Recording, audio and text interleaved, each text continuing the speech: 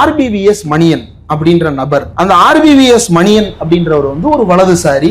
அந்த வலதுசாரி பல இடங்கள்ல உபன்யாசம் பண்ணிட்டு இருக்கிறது வழக்கம். தொடர்ந்து சாதி ரீதியாக பார்ப்பனர் அல்லாத மக்களை இழிவுபடுத்துவதே வழக்கமாக வைத்திருக்கக்கூடிய நபர். அவர் என்ன பண்ணாரு அப்படின்னா, கடந்த 2023ஆம் ஆண்டு செப்டம்பர் 11ஆம் தேதி தனியாச்சலம் ரோட்ல இருக்கக்கூடிய பாரதிய வித்யா பவன்ல திருவள்ளுவர், இஸ்லாமிய சமூகத்தை சேர்ந்தவர்கள், அண்ணல் அம்பேத்கர், விடுதலை சிறுத்தைகள் கட்சியின் தலைவர் திருமாவளவன், பட்டியல் சமூகத்தினர், அருந்ததியினர் என்று அனைவரையும் காந்தி உட்பட இழிவாக பேசியிருக்கிறார். என்னென்னலாம் இழிவாக பேசினார் என்பது சமூக வலைதளங்கள்ல வீடியோவாக இருந்தது. அதற்கு பிறகு ஆர்பிவிஎஸ் மணியன் தரப்பிடமிருந்து யூடியூபுக்கு போன அழுத்தத்தின் காரணமாக நீக்கப்பட்டிருக்கு. அந்த வீடியோவை ரெக்கார்ட் பண்ணது வேற யாரும் இல்ல, நம்ம ட்ரைப்ஸ் தமிழ் கரிகாலன்.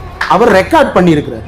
தினமலர் ரெக்கார்ட் பண்ணியிருக்கிறாங்க. 2 சேனல்ல வீடியோ இருக்கு. யூடியூபுக்கு காப்பிரைட் நோட்டீஸ் அனுப்பி இந்த 2 வீடியோவை நீக்க வச்சிருக்கிறார். யாரு? ஆர்பிவிஎஸ் மணியன். இதெல்லாம் கேஸ் நடக்கும் போதே அன்னைக்கு நைட்டே இது கேஸா பதிவு செய்யப்படுது. இதை கண்டித்து விடுதலை சிறுத்தைகள் கட்சியின் தலைவர் திருமாவளவன் அவர்கள் சில இடங்கள்ல பேசி இருக்கிறார். இதை வழக்காக போட்டது யாருன்னா, விடுதலை சிறுத்தைகள் கட்சியை சேர்ந்த தோழர் செல்வம் என்பவர் தான் இந்த வழக்கை போட்டவர். வழக்குல ஆர்பிவிஎஸ் மணியனுக்கு எதிராக ஆஜரானது யாருன்னா, அரசு தரப்புல இருந்து ஸ்பெஷல் பப்ளிக் ப்ராசிக்யூட்டர் பார்வேந்தன், வழக்கறிஞர் பார்வேந்தன். அவர் விடுதலை சிறுத்தைகள் கட்சியினுடைய வழக்கறிஞர் பாசறையினுடைய மாநில செயலாளராக இருந்தார். இப்போ அதே பொறுப்பு தான் நினைக்கிறேன்.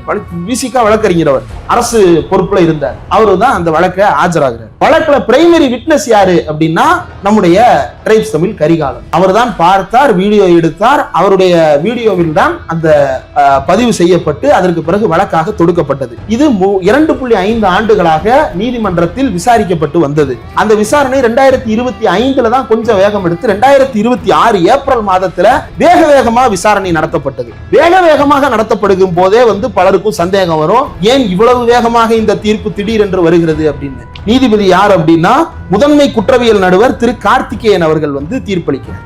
ஆதாரங்கள் போதவில்லைன்னு சொல்லிட்டு ஆர்பிவிஎஸ்